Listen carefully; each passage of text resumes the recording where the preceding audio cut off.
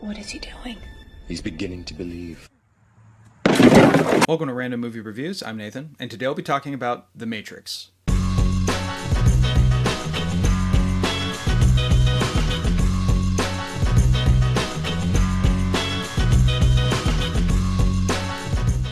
So I am continuing the trend of talking about cyberpunk movies. Started in late December with my review of Strange Days, and then the last video I did was on Blade Runner 2049 and Blade Runner. And so I figured, well, I got to go to the next most popular and influential and greatest cyberpunk movies ever, and that is, of course, The Matrix. A movie that I think pretty much everybody likes. I don't know that many people that don't like this movie, the ones who have seen it, and most people I know who like it absolutely love it, such as myself.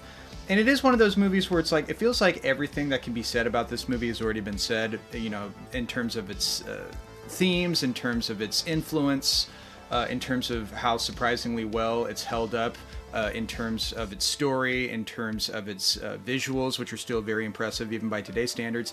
But it is a movie that I have a really fun and interesting relationship with. It's a movie that I saw part of it at a very young age, and it made quite an impact on me. And it's a movie that I return to almost annually without even thinking about it. And I get some sort of appreciation from the movie in so many different aspects, whether it's in terms of the filmmaking, whether it's in terms of seeing things that I haven't noticed before, or thinking about the themes that the film is exploring in a completely different way that makes me appreciate just how deep and unique the film is from that standpoint.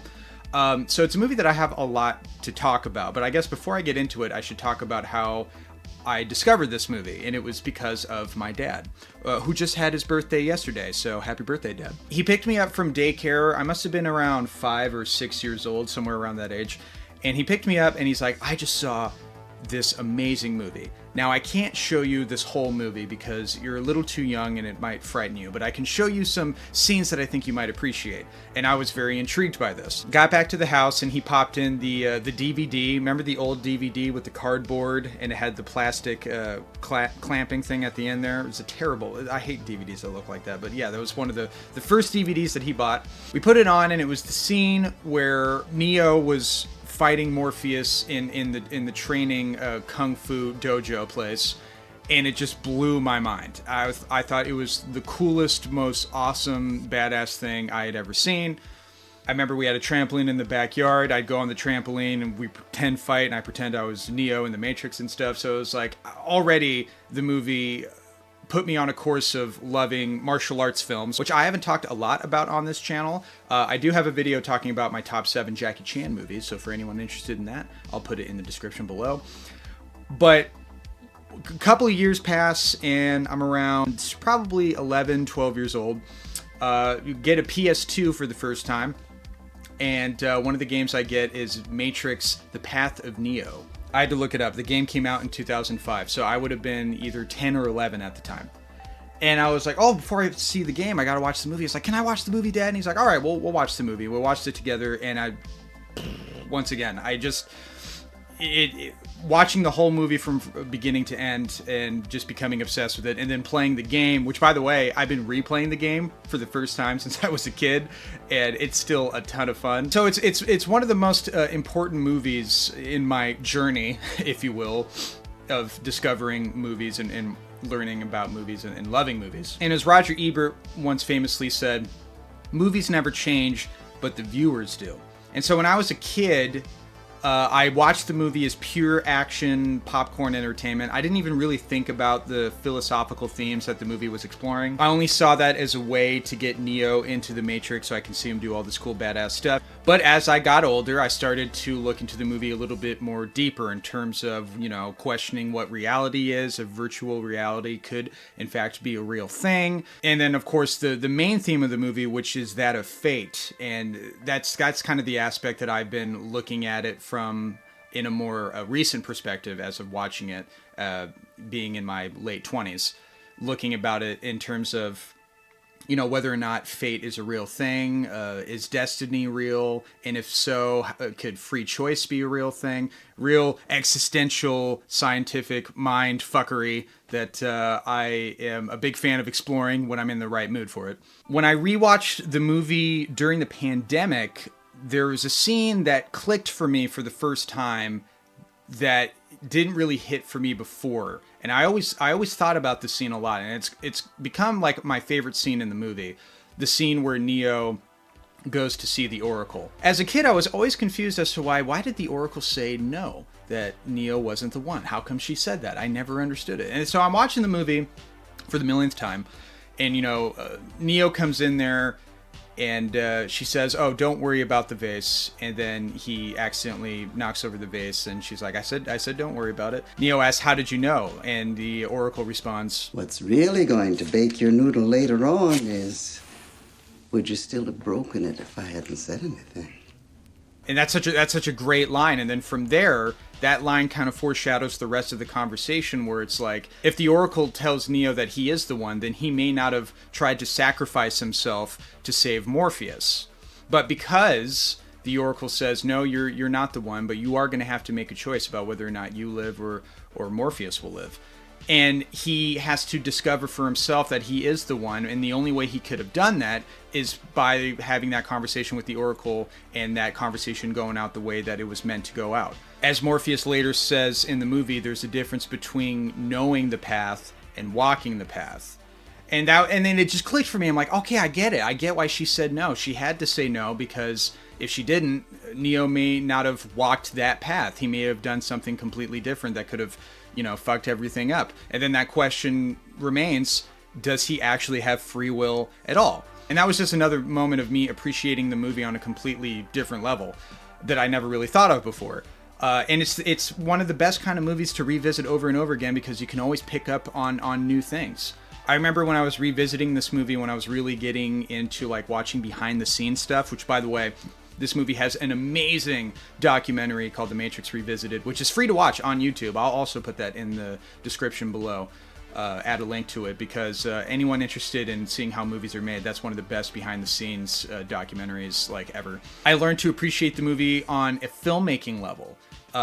There's so much about this movie that holds up so remarkably well. I mean, sure, there are maybe some CGI moments that aren't as seamless as they used to be, but vast majority of this movie has aged so well. And you compare it to the Matrix sequels, which I'm not really going to go in depth with in this video, but I'll probably do a video in the future about my very mixed views on the Matrix sequels, which I think are messy, and they range from good moments to really bad and stupid moments. But you look at some of the special effects in those movies, like take the Neo fighting all of the Agent Smith scenes, and how so much of that has aged so poorly due to an over-reliance on not very good CGI. You compare that to the first movie, which looks just a million times better. A lot of the special effects in The Matrix are still practical. All of the actors trained for months to actually do all of the 90% of the fight sequences that you see in the movie. Obviously, they all had stunt doubles for the more crazier stuff, but they all trained relentlessly.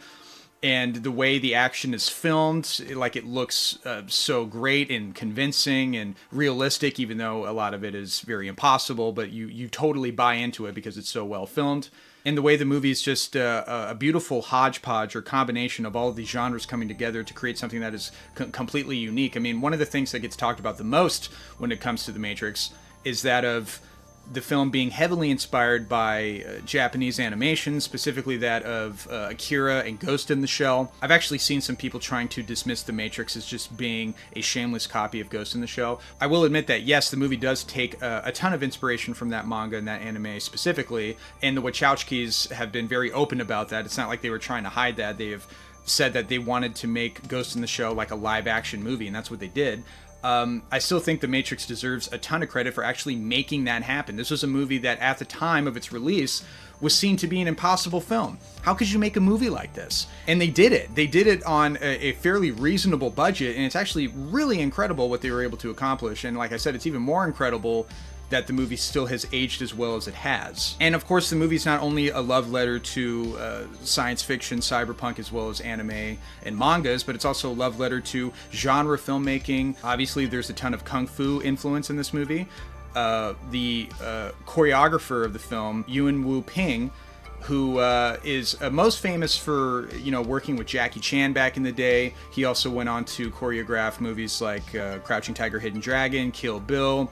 He's made some of my favorite kung fu movies, such as Iron Monkey. Really, really amazing Hong Kong action movies. The movie also has homages to John Woo. John Woo's known for a type of action that is known as gun fu. If you've ever seen The Killer, if you've ever seen Hard Boiled, which, by the way, I did a video talking about my top 5 John Woo favorite action sequences. I'll put it in the description with all the others. He's one of the greatest action filmmakers of all time, and the lobby shootout in The Matrix is a love letter to John Woo very, very blatantly, which I love. It's very over the top, it's very stylized, and it's just super fucking awesome. And so it's a combination of all these things.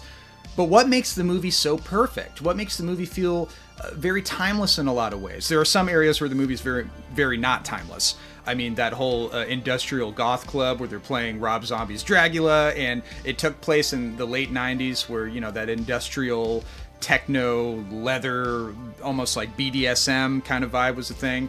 That looks kind of hokey by today's standards, but I don't care. I still think it's pretty cool. When I say timeless, I'm talking just in terms of just how wonderfully entertaining and thought-provoking is. And obviously, a lot of that has to go to the script. Every time I rewatch this movie, I think about just how perfect the Wachowskis wrote the story, and how the story is essentially separated into these two parts, these two halves, if you will. The first half being establishing Thomas Anderson, aka Neo, establishing his character and showing his journey from being a slave in the Matrix to going into the real world, that transformation. And then the second half of the movie being Morpheus getting taken by Agent Smith and the other agents, and Neo and Trinity going to rescue them, and the second half of the movie being essentially a almost revenge rescue action adventure film. And so you get essentially the best of both worlds. You get a movie that's probably the best example of having its cake and eating it too, in that the movie is thought-provoking. It is super philosophical in a way that will make everybody think about things differently after seeing it, and it's also thoroughly entertaining, pure escapism entertainment, and it's wonderful from beginning to end. There's no boring moments, there's no slog moments. It's just all so badass and so awesome and so engrossing.